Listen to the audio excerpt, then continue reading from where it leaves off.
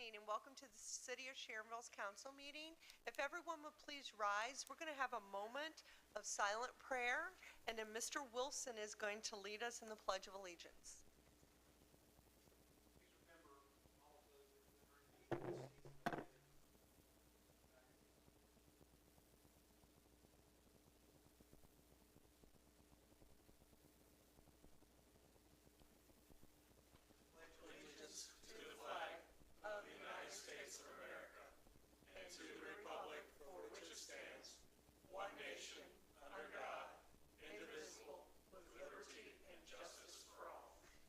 Seated. Thank you.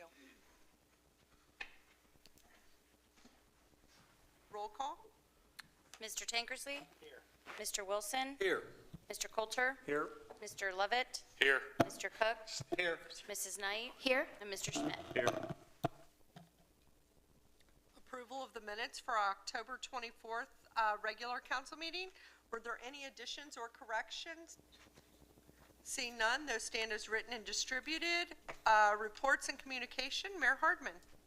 So I am going to call on our Convention Center Director, Jim Doughton, who's going to introduce our special visitor tonight. So,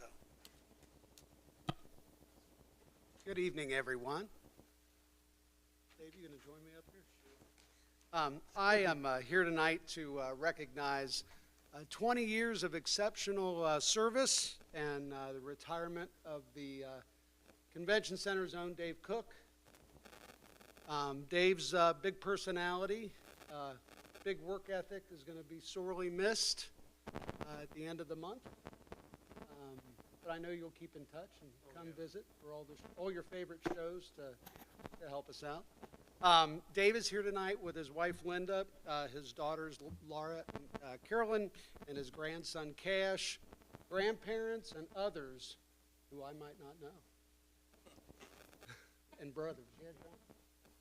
But anyway, wanted to wish him the best and recognize his great service for the Convention Center. We will miss you a lot. Yes, you can. I just want to thank the city for employing me for the last 20 years and to watch the Convention Center grow and to feel I had some part in all that. And, you know, I couldn't have had a better boss than Jim. You know, he was really a friend to me. And I appreciate everything he's ever done with me. And the people over there are just so great to work with. And it's like, that's the thing I'm going to miss most is just being around everybody there. So thank you for everything. Thank you. I'm sure they'll let you volunteer. So hey, don't go away. Yeah, don't go away, Dave, because I got something else. So I got this little thing right here. It's a proclamation for you, and it says, honoring the Convention Center career of Dave Cook. Whereas Dave Cook grew up in Sharonville, graduated from Princeton High School and also Cincinnati Technical College with an associate's degree in graphic art. Whereas Dave is the loving husband of Linda for 38 years, father to Laura and Carolyn, and grandfather to Cash. And whereas Dave was a printer at Dynamic Packaging for 25 years before beginning his career with us here at the City of Sharonville at the Sharonville Convention Center on November 17th, 2003 as setup assistant and helped with 2 major expansion projects during his tenure. I'm sorry that we couldn't get the second one completely done, but we're close. And whereas Dave will be missed by his coworkers for his extreme attention to detail and completing room presets without prompting, as well as for his, this is my favorite part, the big personality, his willingness to help his teammates, and his commitment to excellence. It is my honor, therefore, as mayor of the City of Sharonville, to congratulate you on your 20 years of outstanding career in public service and proclaim today, Tuesday, November 14th, 2023, as Dave Cook Day in the City of Sharonville.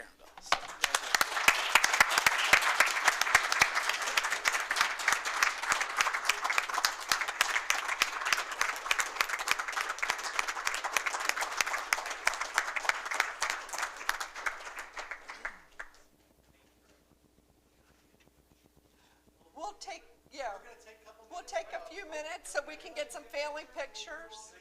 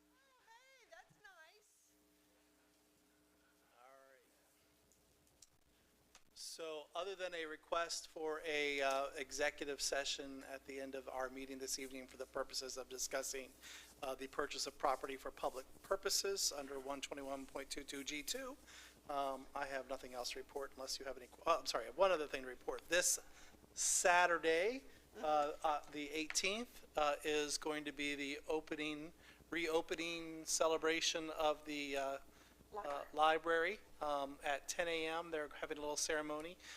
So if you have time, 10 o'clock on this Saturday, pop down to the library and congratulate them on one of those little pieces that make us the best hometown in Ohio.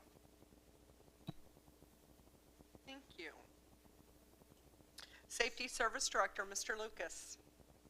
Thank you. One thing before the legislation, an email came out from the chamber today, late notice, but 9 o'clock.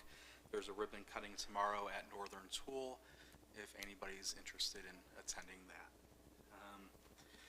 Going into the legislation, ordinance 2000, what's that? Oh, 9 o'clock tomorrow on Crown Point at Northern Tool. Ordinance 2023-71E continues our relationship with George Glover for his lobbying efforts for both the convention center and the city. Each agreement is $2,000 a month. It's a slight increase. George has kept his rates stable for the last 2 years. I think Jim Downton was going to say a few words on behalf of George, but I think he's in the foyer. But basically, it's just continuing our relationship with George for another year. We've had a lot of success with George, and from both a city perspective and the convention center perspective. 2023-72E. Chief Sunderman's here tonight to talk about a trailer donation request to Hamilton County EMA. There is one slight change in the legislation. Chief presented a serial number for the trailer when, in fact, it was a VIN number. So if council is inclined to make a motion to amend after talking with Casey, Terry has the appropriate legislation, I guess, to hand out. But Chief? Right. First, thanks, Terry, for bailing me out last minute. I pulled that paperwork today and saw that title versus, or VIN versus serial number. This trailer was up last council. We talked about that we were going to originally dispose of this by sale or by auction. I since found out that Hamilton County EMA has a need for this as a mass evacuation trailer. So that's why this change to donate that to the EMA. If approved and donated, that would be available to Sharonville. Are there any questions? Thank you. I think it sounds like a wonderful idea.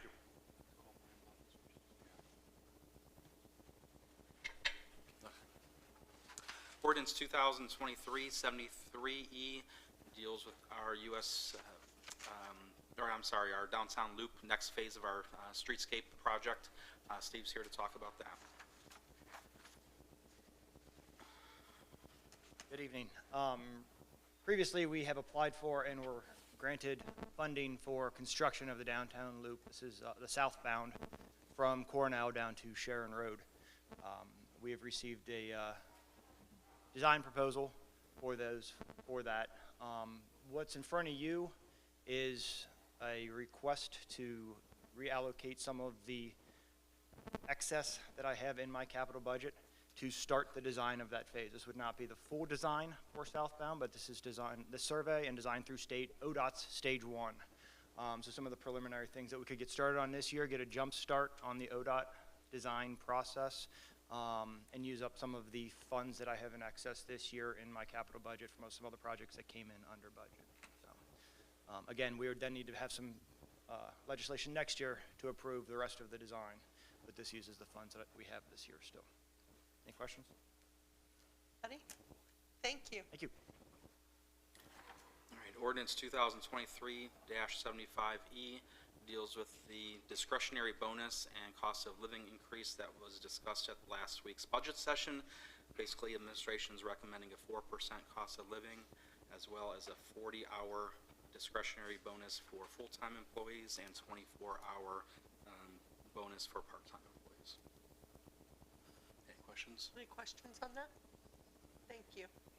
Scott's here to talk about the appropriation amendment, ordinance 2023-76. Good evening. Ordinance 2023-76 does a handful of items.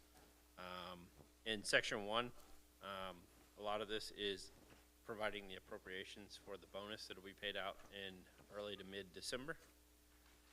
Also in Section 1 is an additional $50,000 for the 707 tax refund account.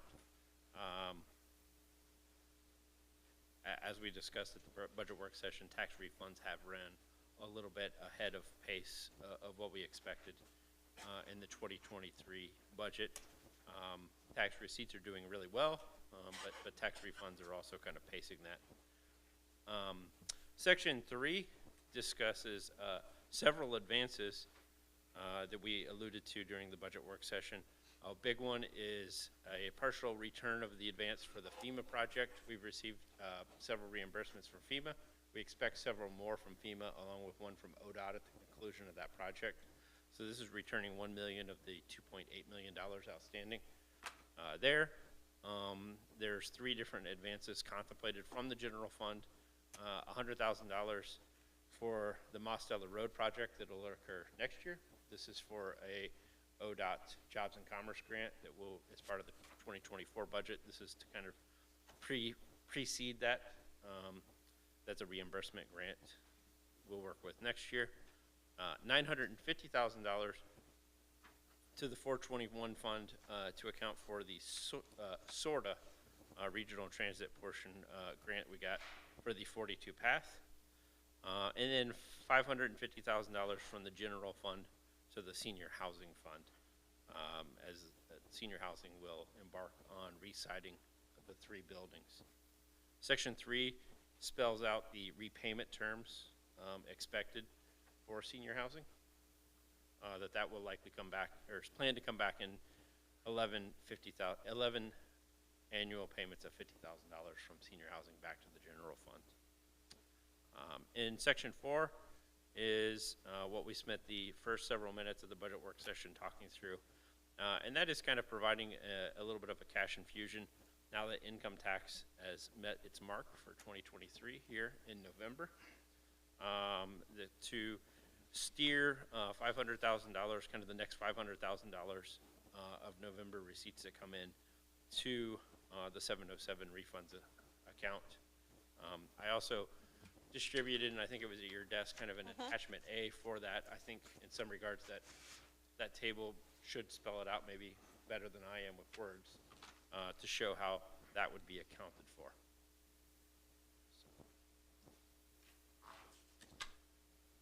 Any questions about the proposed ordinance? No? Thank you very much. Thank you. Then Resolution 2023 R16. At the last council meeting, council passed the Hamilton County version of the hazard mitigation plan. It may have been a meeting or 2 ago. I can't remember now. We were pretty heavily involved with the Hamilton County one. Chief Sunderman's back tonight with the Butler County version of that, which we weren't much of a player at all on. So I'm not sure if Dan has many comments or not. No, we would function under the Hamilton County plan. The reason that this should be adopted by resolution is that if we had an incident, a large-scale incident in Butler County, our Butler County friends would need to apply for FEMA funds. The only way to do that is if we do accept the mitigation plan from that county. So that's why we're doing this by resolution. Reads very similar to Hamilton County's. However, we would work under the Hamilton County plan, even if the event crossed from Hamilton into Butler. Any questions on that? Great, thank you. And that's it for the legislation.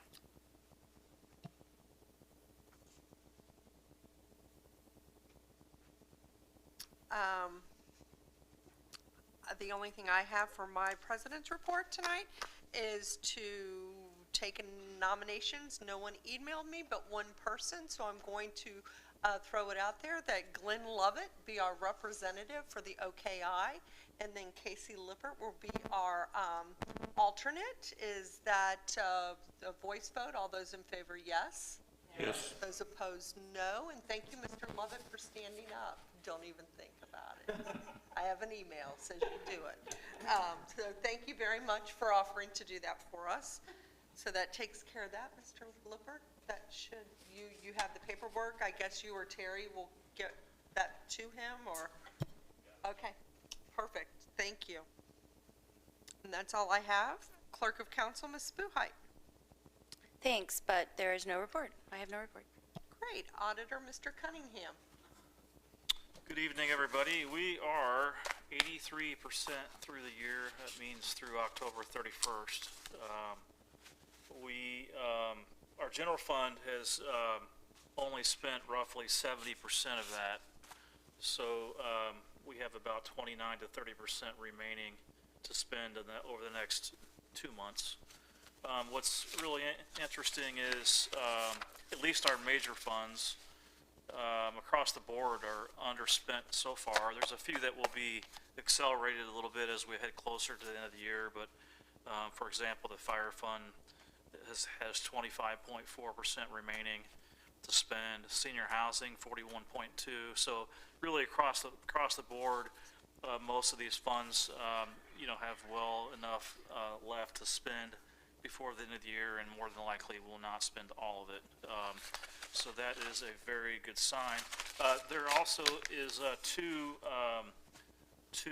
advances to mention. They are both ARPA related, one for the police for $250,000 and one for wellness for $30,000.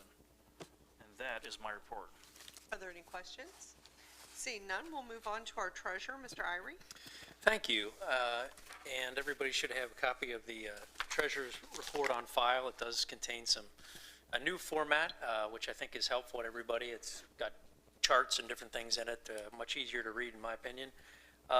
Just want to note that the Star Ohio rates are continuing to be strong for the year. The October rate is 5.56%, so that's a good investment return rate for us. Income tax is up 0.29% year to date. Motel tax is up 8.39% year to date. And our general fund at this point, general fund revenue, we've already actually exceeded 100%. So we're at 105% of our budgeted amount of 20 million roughly.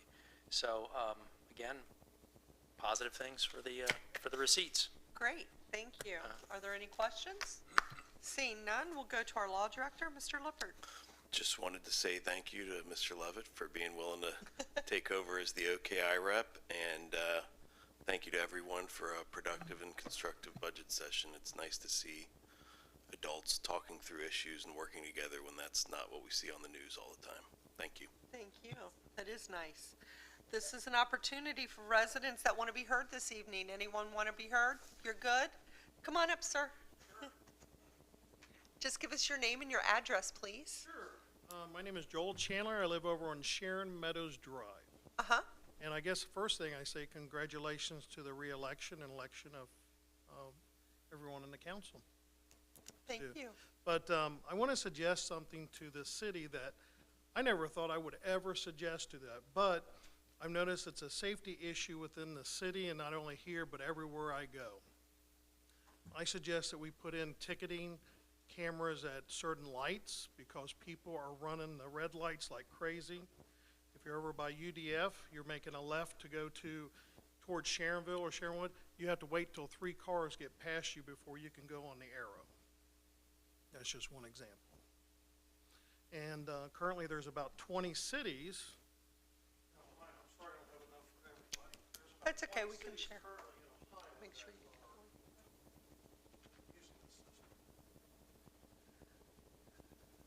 It also gets rid of part of the resources of the police department doing traffic violations. Thank you.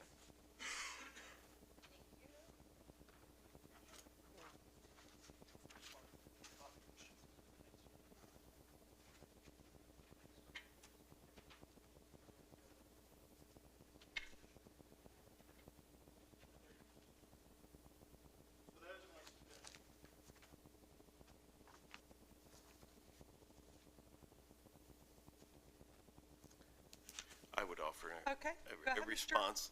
Yes. So, I don't know your source on the handout that you used, but if you look at the second paragraph of page 2 of your handout, we just looked into this about a month ago.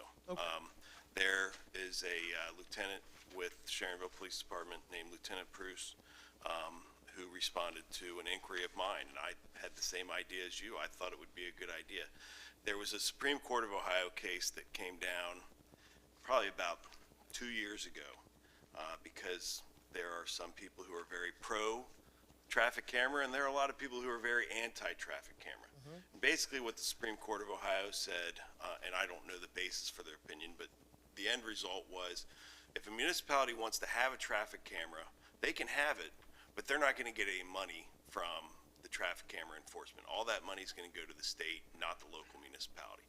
And that was all well and good. And the next time it came up, like I said, was about a month ago, where I made the inquiry with the Sharonville Police Department, and Lieutenant Bruce did some research. And if you look at the second paragraph on your second page, like I'm saying, it's exactly what he said, where we can have traffic cameras, but a municipality shall use a traffic law photo monitoring device to detect and enforce traffic law violations only if a law enforcement officer is present at the location of the device at all times during the operation of the device. So that doesn't really take away from a law enforcement officer not needing to be present, because the Ohio Revised Code basically mandates, hey, you can use these camera devices, but you got to have somebody there anyway. And so the benefit of a camera device not needing somebody is taken away by the Ohio Revised Code. So I personally, and as law director, support what you're saying in regards to, I think there are some enforcement issues, and I'm not worried about the money, but I would encourage you to reach out to your state legislator and have that changed. That is where we need to start. Otherwise, we as a municipality can't do anything about it without taking an officer off the street from where they have to do runs and whatnot, and they're needed for that right now anyway. Can it be done just like a DUI checkpoint? You just occasionally have them here and there and do that? So I can kind of address that to some degree. So, yeah, I mean, you could obviously have speed or traffic signal watch. So what we have done, and we put it in the budget for this year, so this past year, is we have authorized, council has authorized 3 additional police officers for us to hire to create a traffic safety unit.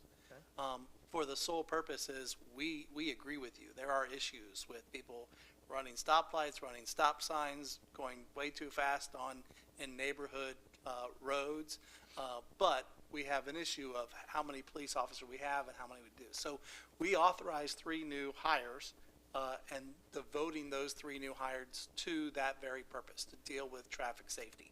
Now, the problem that we've run into is we haven't hired those 3 people yet, not because we don't have the money, not because we don't want to, but because we can't find the bodies to fill those 3 seats fast enough. So we have the money, we've done it, it's budgeted. We certainly hope to get to full staff in 2024 to try to address some of these issues. But that would be some of the kind of things they do, is new ways to try to detect some of these scofflaws from continuing to do these kind of things that endanger folks that are driving and those that are walking in our community. So that is certainly some things they will do. I mean, they'll savvily sit for a period of time trying to catch people. We also do, we'll set up our computerized speeding units on certain locations to try, even though there's nobody there to write up a ticket, it does slow people down when they see that, oh man, I'm going 35 miles per hour in a 25 mile per hour zone. They get a little skittish, they slow down sometimes. But so that's what we've done to try to address some of those. We haven't seen the results of that yet because we don't have all of those people on board yet. But hopefully we'll see them in '24. I know our police chief is very much wanting to get that up and running to address some of these situations so that we can have our one group of police officers doing one thing, these 3 folks dedicated to dealing with these issues that we hear about on a constant basis. Thank you. You're welcome. Thank you. Thank you. Would anyone else like to be heard this evening? Come on up, sir.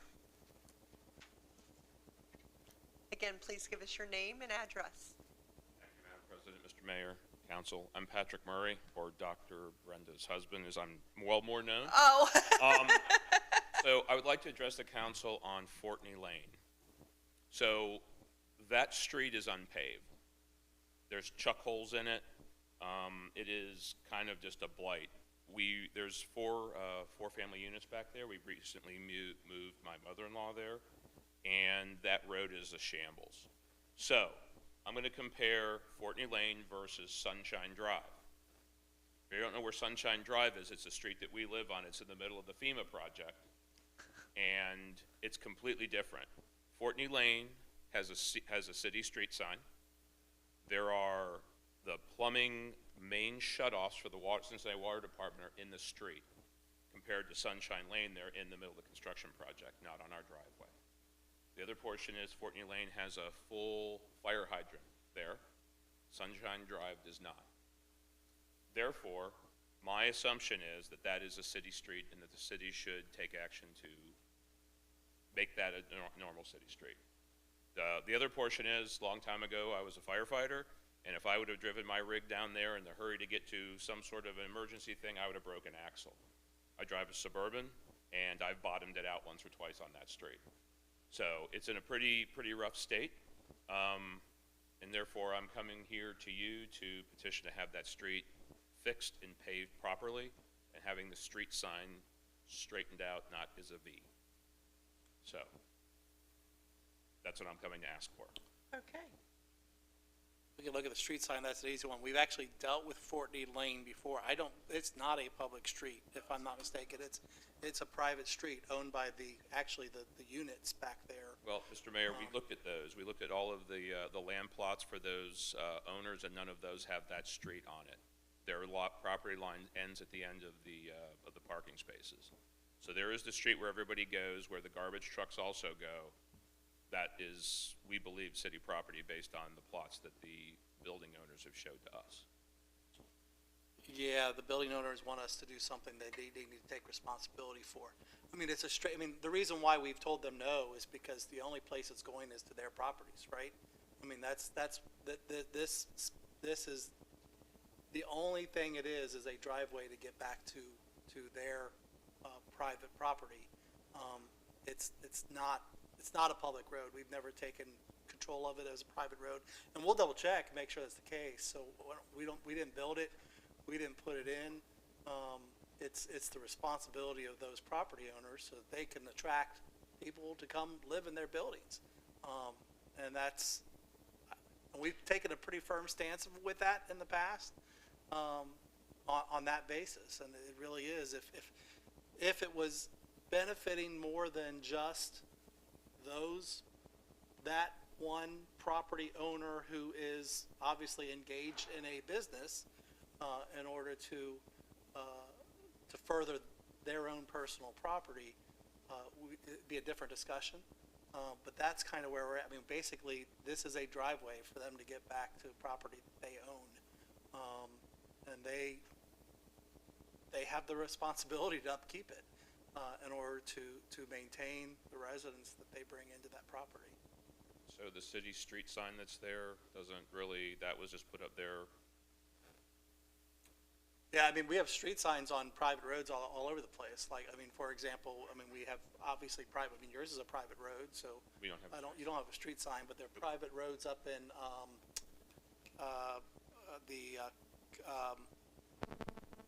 the Cottingham subdivision, not Cottingham, Copperfield subdivision, so there's street signs there. So the street signs themselves aren't indicative of the fact that it's a public road.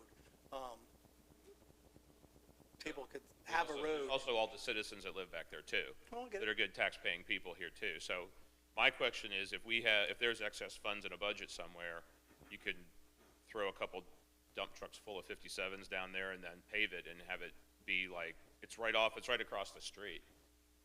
And that's kind of a piece of why, to take care of our town, that I would recommend that someone look into that, make sure it's truly their Yeah, we'll their take a look at it again. We'll take a look at it again. Like I said, it's not the first time they've come to us. The property owners, I believe, are the ones who've come to us before And so we've looked at it before, but we'll take a look at it again and see, and be sure that it's not our property, our responsibility. We didn't build the street. But I believe that was something we certainly looked at back then. If not, if it's something we built that we're responsible for, we'll take care of it. Yeah, I just expect that because of the water shutoffs for Cincinnati Metro Water are right there in that gravel lot where the street is. So if that could be looked at, and just, if in fact, I'd like to request, if you do look at that again, and then issue a letter to the building owners so they know for sure, because everything that we've seen, it looks like a city street. Yeah, we'll document it, and we'll certainly advocate on your behalf, and all the other folks that live back there, that they need to upkeep their property. Yep.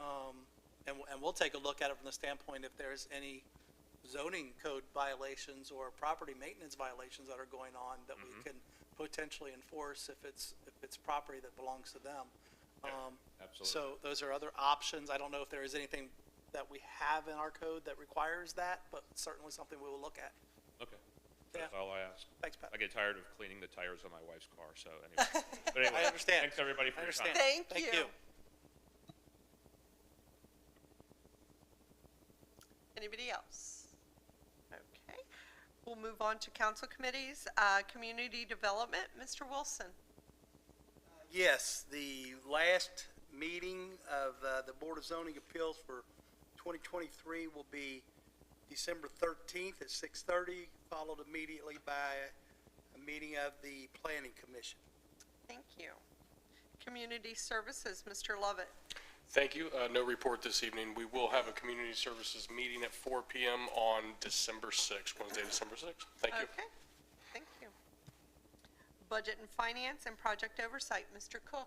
Thank you. No report on budget and finance and no report on project oversight, though I will state the next project oversight meeting will be held on December 12th at 6 p.m. in the administrative conference room. Thank you. Thank you. Honored Citizens, Mrs. Knight. Yes, tonight I'm going to honor all our Sharonville veterans, especially Pat. Thank you. I was very honored to attend the ceremony at our Patriot Point on Friday. It was great to meet a lot of the older veterans, so I just want to say thank you for your service. Perfect, thank you. Law and Public Safety, Mr. Schmidt. Thank you. The next Law and Public Safety Committee meeting will be on December 5th, 4 o'clock, Administrative Conference Room. Perfect, thank you.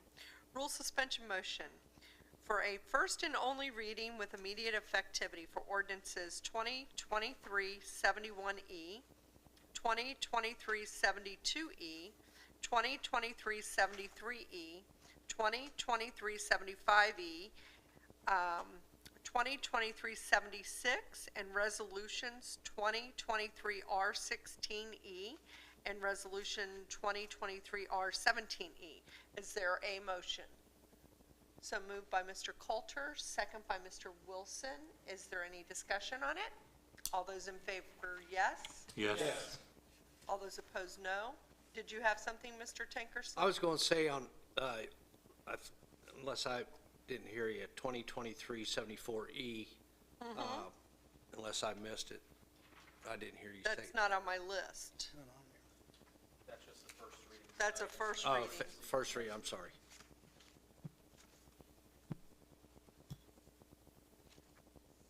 Yeah, we'll probably do the second and third the next meeting.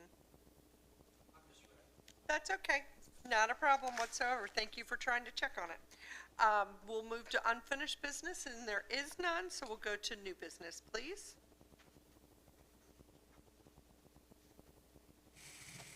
Sorry. Okay. First and only reading of emergency ordinance 2023-71E, authorizing 2 professional contracts with Focused Capital Solutions, LLC, for legislative consulting services. Is there a motion to pass ordinance 2023-71E? So moved by Mr. Lovett, second by Mr. Cook. Is there any discussion? Seeing none, roll call. Mr. Tankersley? Yes. Mr. Wilson? Yes. Mr. Coulter? Yes. Mr. Lovett? Yes. Mr. Cook? Yes. Mrs. Knight? Yes. Mr. Schmidt? Yes. Emergency ordinance 2023-71E has been approved. Thank you. First and only reading for emergency ordinance 2023-72E, donating trailer to Hamilton County Emergency Management Agency and declaring an emergency. Is there a motion to amend this to use the word then instead of? So moved by Mr. Tankersley, second by Mrs. Knight. We'll have to do roll call. That was the replacement of the Yes. serial number. Instead of VIN. serial number, we're going to move it to then number. And actually replace it with the VIN number too, right? Okay. Yeah. Okay. Yeah, sorry. Thank you.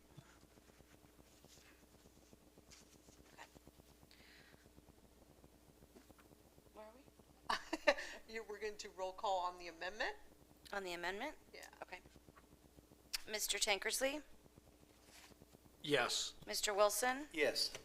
Mr. Coulter? Yes. Mr. Levitt? Yes. Mr. Cook? Yes. Mrs. Knight? Yes. Mr. Schmidt? Yes. Okay, now we've amended it. Is there a motion to pass ordinance 2023-72E amended? So moved by Mr. Tankersley, second by Mr. Coulter. Is there any discussion? Seeing none, roll call. Mr. Tankersley? Yes. Mr. Wilson? Yes. Mr. Coulter? Yes. Mr. Levitt? Yes. Mr. Cook? Yes. Mrs. Knight? Yes. Mr. Schmidt? Yes. Emergency ordinance 2023-72E has been approved. Okay. Yep, correct. First and only reading for emergency ordinance 2023-73E, authorizing the Safety Service Director to enter into a contract with Kleinger's Group for topographic and boundary survey and design to stage 1 of the design of Phase 1A of the downtown loop streetscape and declaring an emergency. Is there a motion to pass ordinance 2023-73E? So moved by Mr. Lovett, second by Mr. Schmidt. Is there any discussion? Seeing none, roll call. Mr. Tankersley? Yes. Mr. Wilson? Yes. Mr. Coulter? Yes. Mr. Lovett? Yes. Mr. Cook? Yes. Mrs. Knight? Yes. Mr. Schmidt? Yes. Emergency ordinance 2023-73E has been approved. This is just a first reading of emergency ordinance 2023-74E, amending codified ordinances 139.02, the Service Department, and 139.03, Safety Department, to allow the Safety Service Director to make contracts involving expenditure of not more than $50,000 without prior ordinance authorization and declaring an emergency. First and only reading of emergency ordinance 2023-75E, approving a discretionary bonus and approving a discretionary cost of living adjustment for full-time and permanent part-time employees and declaring an emergency. Is there a motion to pass ordinance 2023-75E? So moved by Mr. Wilson, second by Mr. Lovett. Is there any discussion? Seeing none, roll call. Mr. Tankersley? Yes. Mr. Wilson? Yes. Mr. Coulter? Yes. Mr. Levitt? Yes. Mr. Cook? Yes. Mrs. Knight? Yes. And Mr. Schmidt? Yes. Emergency ordinance 2023-75E has been approved. First and only reading of ordinance 2023-76, amending 2023 appropriations for various funds and authorizing advances of funds. Is there a motion to pass ordinance 2023-76? So moved by Mrs. Knight, second by Mr. Cook. Is there any discussion? Seeing none, roll call. Mr. Tankersley? Yes. Mr. Wilson? Yes. Mr. Coulter? Yes. Mr. Levitt? Yes. Mr. Cook? Yes. Mrs. Knight? Yes. And Mr. Schmidt? Yes. Ordinance 2023-76 has been approved. First and only reading of emergency resolution 2023-R16E, resolution adopting the Butler County 2023 Hazard Mitigation Plan and declaring an emergency. Is there a motion to pass resolution 2023-R16E? So moved by Mr. Wilson, second by Mr. Coulter. Is there any discussion? Seeing none, roll call. Mr. Tankersley? Yes. Mr. Wilson? Yes. Mr. Coulter? Yes. Mr. Levitt? Yes. Mr. Cook? Yes. Mrs. Knight? Yes. Mr. Schmidt? Yes. Emergency resolution 2023-R16E has been approved. And a first reading of emergency resolution 2023-R17E, Resolution declaring intent to conduct internet auctions for the sale of unneeded, obsolete, or unfit city personal property during calendar year 2024, and declaring an emergency. That's just first. Okay.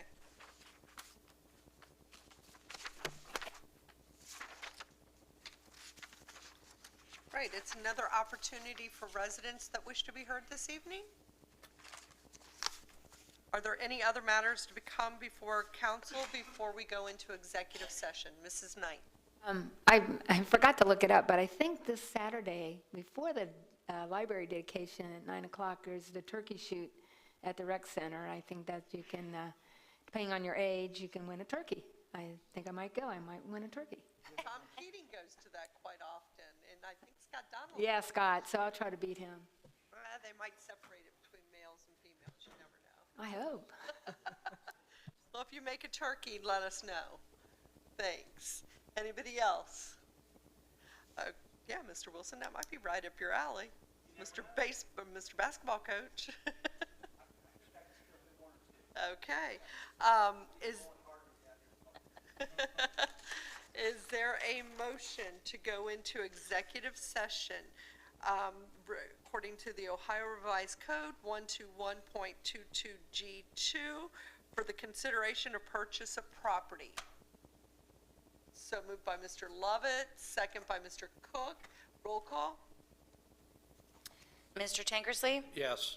Mr. Wilson? Yes. Mr. Coulter? Yes. Mr. Lovett? Yes. Mr. Cook? Yes. Mrs. Knight? Yes. And Mr. Schmidt? Yes. Yes. Okay. All elected, Mr. Lucas and Sharpshire would like to join us. Okay.